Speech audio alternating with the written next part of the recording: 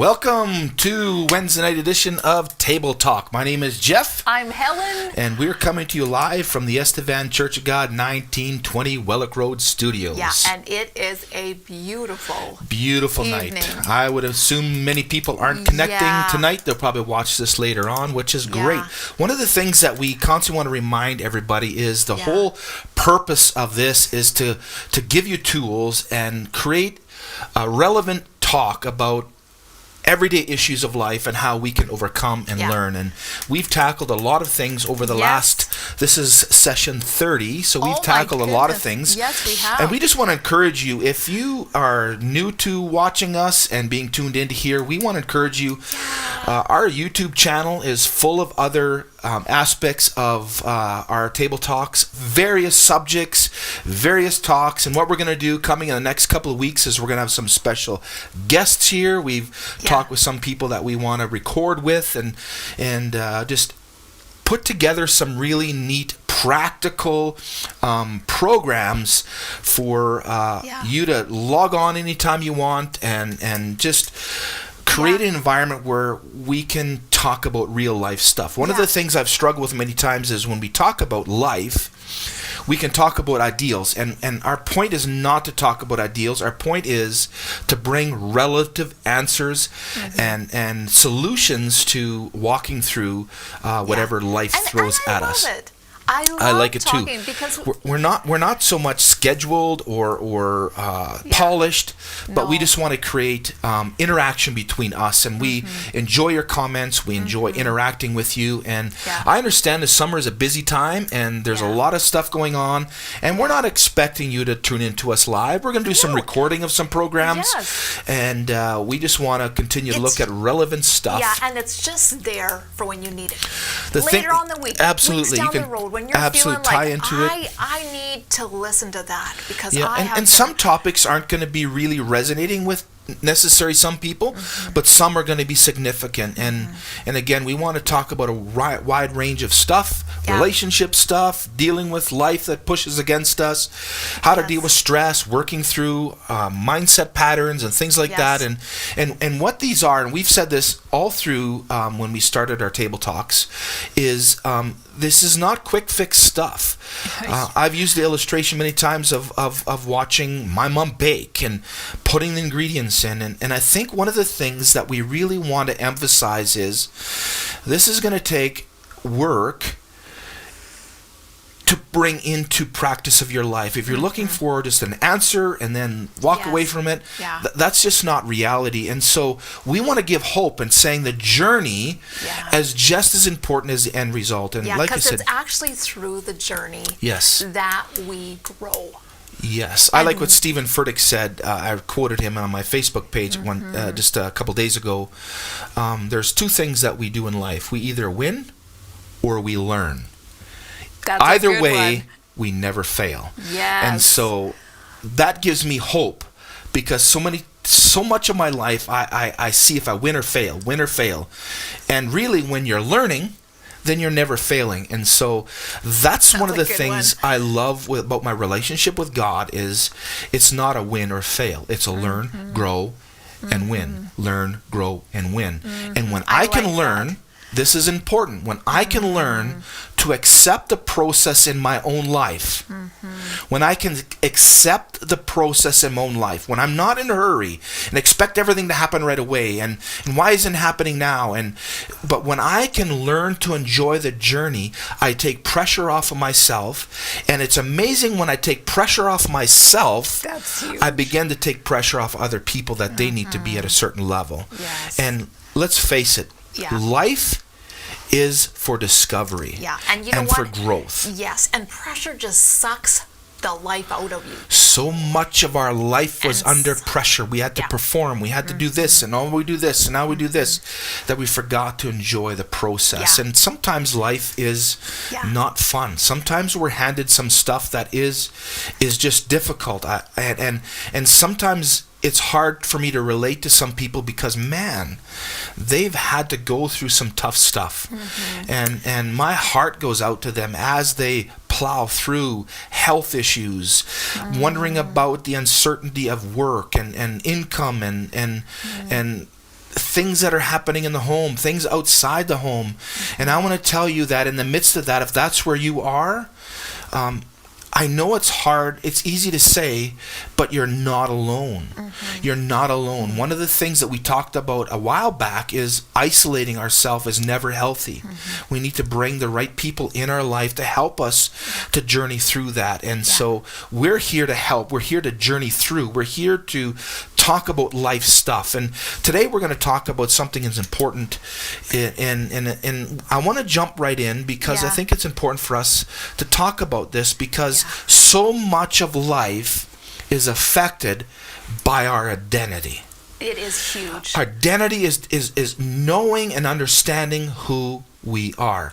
And if our identity is wrong, or if it's mixed up, or if it's confused, or if we're trying to reach something and we don't know who we are, it really sets an angle of our entire life. And so we want to have a real life candid talk about identity. Who authentic. We are really matters. Because if I don't view myself in the correct way, I'm not going to view others in the correct way. Or if I'm hard on myself because I don't think I achieve or I'm winning, then I tend to put pressure people around me that they're not winning. And you know what? I love this topic because this one's really close to my heart. And when you wrote that question, who am I? Yes. A lot of people are asking that because I feel like when we don't know who we are, it drives us down a road that is so hard. Yes, unhealthy. And unhealthy. And so I'm excited about talking about this. Who am I? And we may talk about it after this again in the next phase because there's so much we can talk about this. And I think for so many years, just being honest, I think for so many years I struggled with knowing who I was. Yes. I often heard what other people said I was. And sometimes those weren't good things because we have to understand when we live life, people will have expectations. People will have a view of who we are, what we need to be. And sometimes based on what we do, people can come up with a conclusion of who they see we are, and they speak that. We all are going to make mistakes. We all are going to wipe out. We all are going to do things right. The tragedy is when we allow those events to determine and dictate that's who we are. Yes. And when that keeps settling into our thinking pattern, we begin to believe that lie and believe that concept, and that's all that comes out of us. Yeah. And then sometimes what happens is sometimes when we compare ourselves with other people saying, well, I'm not like that. I'm so much better because I don't do this and I don't do that. Yet we're still lost in who we are, and that leaves damage in our life. And when we're damaged, high chances are we damage other people. And I just go back to my own life when I've struggled with my identity, struggled with who I am, always hearing the negative things about myself and what I'm not doing and what I should be doing. And coming from a thinking pattern like that, I began to flow that in other people. And if I felt bad, I wanted others to feel bad. And oftentimes what I did was create an environment where I looked better than they are. I always highlighted other people's faults because I was trying to hide from my own faults. And you know what? And I feel like that place of believing the lie about yourself is so huge to dismantle, because I feel like we need to dismantle some things because our identity has been placed on the wrong foundation. Yes. It's been placed on a wrong belief system. And like we said before, we live out what we believe. Absolutely. And if we're believing something wrong about who we are, we begin to live that out. And just thinking of this, all I could think of is the identity struggles that I had and that you had that were wrong. Yes. And sometimes for me is beginning to peel back those things that we believed about ourselves that were wrong actually began to free us to walk in who we were. I was always afraid, being honest, I was always afraid of being real. because I felt if I was real, people would not like me. People would think even worse of me. And so what I was in a trap where I always had to make myself look good. Had the right answers, I had the right perspective, I had the right this and the right that, but inside I was so empty. Yet, soon as that was challenged, then I'd make someone else feel bad. I would make someone feel worse because they have to feel worse than I do. And so I hid so much of my life behind masks, creating an image that people would see, but the reality is that image was false. That was not true. And so many years I was trapped. I couldn't be honest. I couldn't be real. I couldn't be vulnerable because I was afraid then what people were saying about me would just simply solidify that and they would write me off. And man, I tell you, there was incredible bondage for so long of my life. And I look back, and I know we don't want to look back, but looking back and seeing how much of my life was robbed because I was so busy trying to make myself look good. You had to prove not only to others, but to yourself that you were somebody. Because in you, there was a lie put, and you believed it, that I'm a nobody. Because we empower whatever we allow to influence us. And so if you're surrounded by negative talk and negative perspective and negative thinking and negative, everything is negative, often we want to counter that and make everything look good from our perspective so that everybody else looks worse. And really, when I look back at that in my life, and even times now, even throughout my journey of life, I find myself falling back into that trap, and then I make other people look worse. And really, when we do that, when we make people look worse than us because we have to cover up, so then we have to bring everybody else's faults up and highlight everybody else's faults because we're just covering up our own, and we're not comfortable enough with ourselves to be real and say, hey, this is where I struggle. This is where my weakness is. This is areas that I have a hard time overcoming. And there's a freedom that comes when we're honest with ourselves and recognize that, hey, I haven't done everything right. I don't do everything right. I make mistakes. I let people down. I have things to overcome. But in that process, I see life, and I'm not who I thought I was. And you know what? Your actions, your failures, your struggles are not who you are. It's not your identity. But that's what we've done. We do it to ourselves. We have put labels on people, and we speak it. Oh, they're just an alcoholic. Oh, they're just an addict. Oh, that is not their identity. That is their struggle. So in our minds, we have to begin to separate who we are from our struggle. Because that thing puts us back in that prison of having to pull up our boots, work our butts off to overcome so that we can be somebody. Sometimes I think we've lived with a struggle for so long that it's become our safe zone.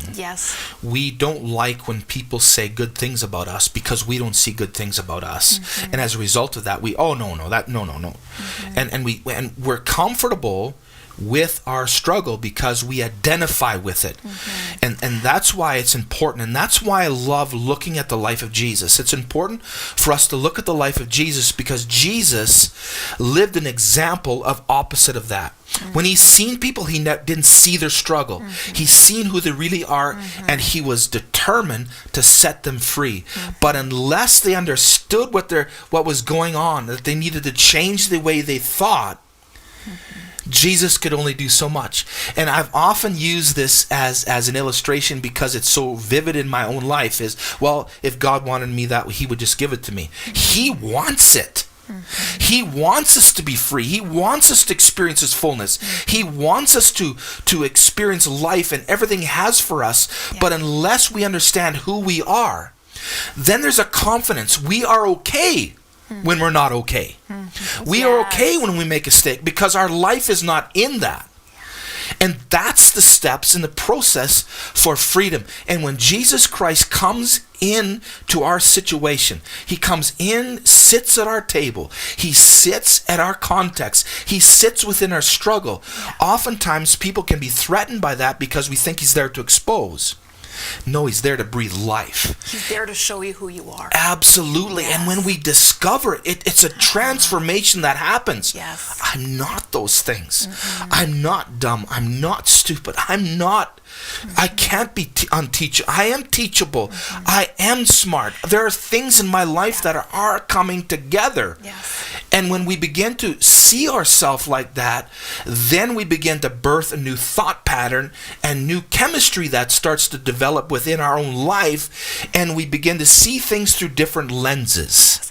And you know what, honey, I was just thinking, when we are okay, when we know who we are, we know we're somebody, we don't have to prove anything to nothing to anybody. prove. That so liberates you just to be yourself. Yeah. And honey, our struggles too is a lot of our identity is sometimes in what we do. And that's one thing I've written down here. Yeah. Like again, just talking 3 principles that we can leave with you, or ideas that you can work through, is that very point. Yeah. Our identity can't be wrapped up in what we do, because when what we do gets challenged, or what we do gets ripped from underneath us, what we do changes or shifts, then our identity goes along with it. See, I failed again. Yes, and you know what? That's what I see in our life, is when our identity is in the wrong place, it causes this huge fluctuation of emotion, and we crash because our identity is in the wrong place. Whether it's in what we do, or if we're successful in what we do,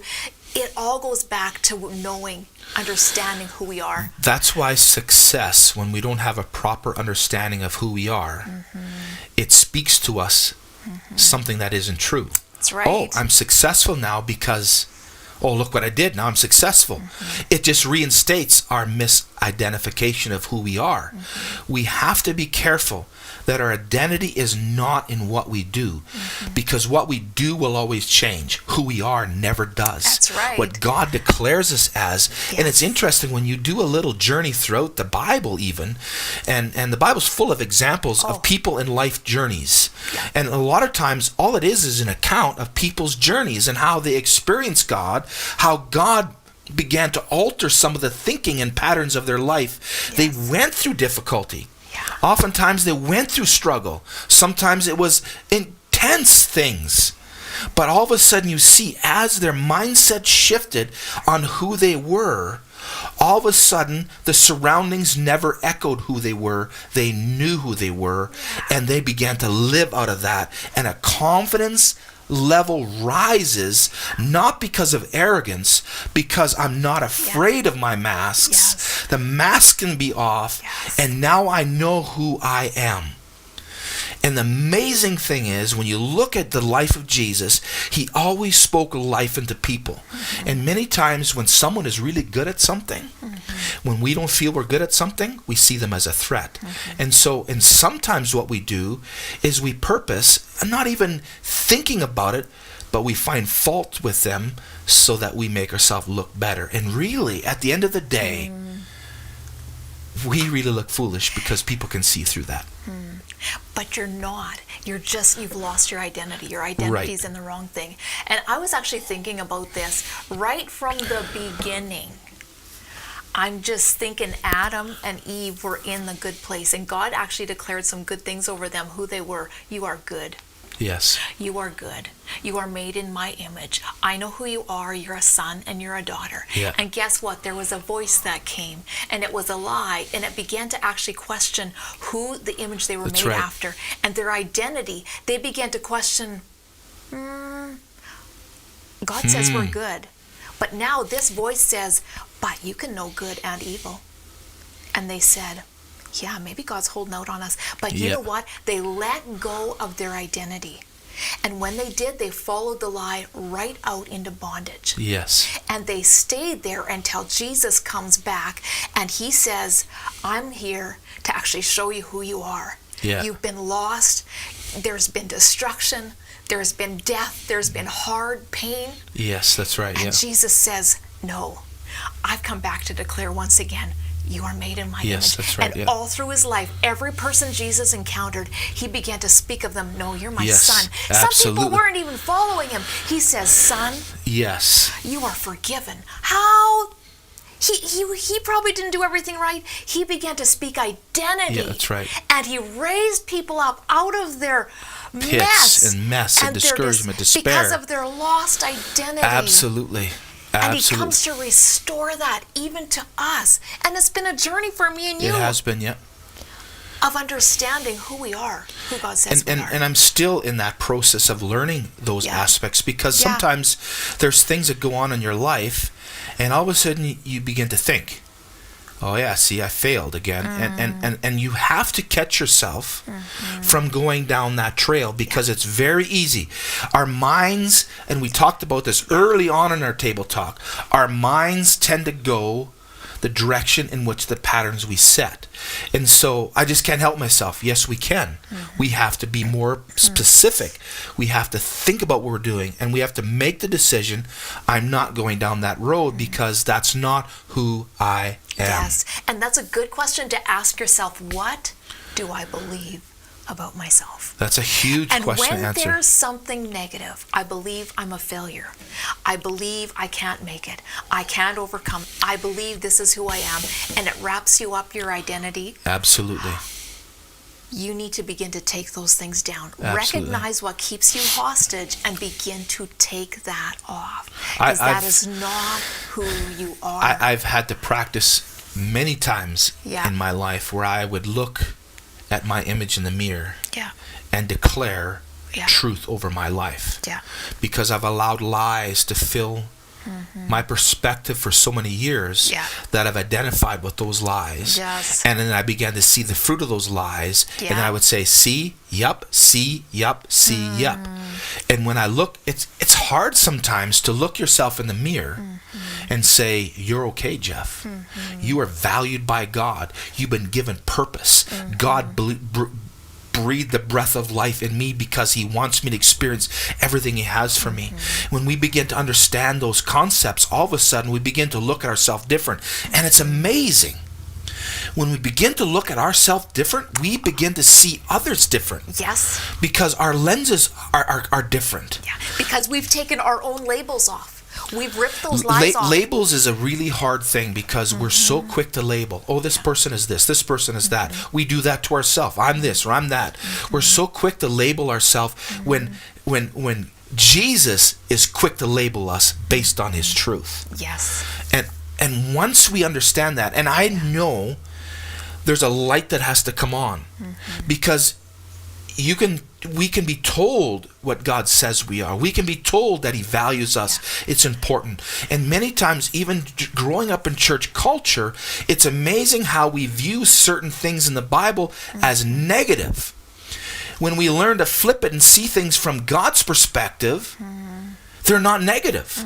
For instance, one that we hear many times growing up is, we are so sinful that Christ had to die for us. It was our sin that put Jesus to the cross. It was our sin that did this to him. But when you flip it and say, it's because we're so important to him that he was willing to go to whatever lengths to show how valuable we are. Yes, let's flip it. Let's flip it. Yeah. Let's say, Yeah. hey, he went to the lengths that he did to show us our value and how important we are, Yeah. and how much he valued us, how much he trusts us, how much he given so that we can experience our Yeah. life. And I remember, honey, even in our journey and just watching you struggle with your identity sometimes. And I remember when you were singing Jesus Loves Me that one night. And it was so powerful because you had a hard time believing that you were actually valuable and lovable like that. God not For so many years, I felt I was dispensable. Yeah. Oh, I didn't get it Just here, not enough. dispensable. Oh, you didn't get it here, you're dispensable. So much of my life, I felt like I was dispensable. And so I lived with that identity. Some people like me, some people won't. Well, then I'm just dispensable. I can just be dispensed. And I began to live that way. And when we live what we believe we are, Yeah. we will always see the fruit of that. Yeah. And so I believe that that's one of the core issues to addiction. It's one of the core issues to relationship breakups. It's the core issue between not being successful in life, is because we have an identity crisis. We Yes, don't know we do. who we are. Yes. And I think the turning point was in my life when I began to recognize for the first time lights came on. And the thing is, you can't make the lights turn on. It's a revelation that comes alive. And that's why I say the Word of God teaches us truths and principles that when they come alive, they're going to change the very foundation of our life. And as a result of that, then our fruit of our life begins to change. And because our identity is not in those things, it's in who God declares us to be. And the sooner I learn to line up with that and allow His words to have the dominant effect over my life rather than words that I might speak over my life or what others may speak over my life, man, I tell you, there's a relationship thing that happens that's powerful. It's incredible. It is. And even our journey right now of just learning to walk in God's amazing grace actually frees us on the journey, even to get to know who we are. And there is so much grace in that journey. Absolutely there is. And God, He's rooting for you. He's speaking that over you. No matter how many times we make mistakes, no matter how many times we might disappoint ourselves or disappoint others, it's important to understand God is never disappointed in us. Yes. Because He always sees us through the lens of purpose and design and how He created us. Yeah. And the sooner we understand that and learn that comes alive, it changes everything about us. And all of a sudden now what we do doesn't matter, because who we are, we always bring, no matter what context is around us. We bring that. So our identity can't be wrapped up on what we do. It's easy to cover ourselves up and make others look bad because we want to look good. That's an identity crisis. Yes, it is. It is. You're not understanding who you are. Yeah. Who God And says you it's to freeing. It's freeing. Yeah. The second thing I just put down here as we getting ready to tape is you are who God declares you are. Without the masks, without the long list of look what I did to earn anything. You are who God declares you to be. And you know what? And I just want to bring in the story just about the lady who was dragged into church when Jesus was preaching, and everybody had labeled her because she lived a life of a mess. She totally didn't know who she was. And they were there ready to condemn her and label her. That's who you are. You are a freaking mess. And Jesus, He just ignores all the religious babble about that person. And He knew who she was. And you know what He says to her when everybody left? Because nobody had any more stones to throw. Because He says, where's everybody that's labeled you? They're all gone. They're all gone. And He says, you know what? I take every label off you. I don't condemn you. There's no shame or guilt. And those words, when He says, neither do I condemn you, and He says, go and sin no more. And I struggled with the word sin because it feels like now she's got to perform again. Yes, that's but right. I looked up that word, and the root word of that is, it's broken into a few places. And you know what it means? He says, you're not living to your original design. You've forgotten who you were, and so you've lived this mess of a life. And Jesus says, I take all labels off of you.